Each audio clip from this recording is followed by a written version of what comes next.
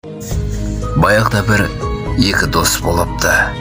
Арадан біраз уақыт өтіп, қазаны басқаның қайғысы басқа дегендей, екі дос тірліктің күйбеңімен бірін-бірі баяғыдай іздемейтін дәрежеге жетіпті. Бір күндері қаржы тапшылығынан қысылған досы екінші досынан басқа сұрайтын адамы қалмай, досынан келіп ақша сұрапты. Досының жағдайына қанық болған досы сұраған ақшасын қолына ұстатып жіберіпті. Досы кеткен соң еңіреп жылаған күйеуін көрген әйелі: "Олай берген ақшаңа қиналатының бар, несіне бердің?" деп таң қалыпты. "Ай ақымақ қатын, мен берген ақшама қиналып жылап отырған жоқпын.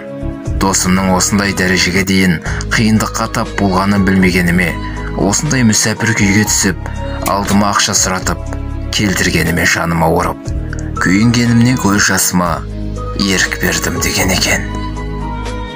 Кеудеңде жаның барында, бауырлық таныт бауырға, өзектен теуіп өзгені, өзімшілдікпенен ауырма. Өмірден талай пенде өтер, сенде, менде ол өтер, бұл жалған қамшы сабындай, сыйла салмасаң, сол бекер. Көңілін достың шығарсың, туыстың ісін сынарсың, қадірін білмей жүргенде қабірін қазап шыларсың.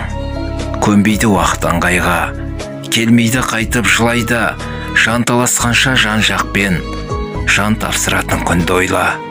Бақида барлық бабамыз, біздер де сонда барамыз, суық қара жер алғанша, суымасынша арамыз.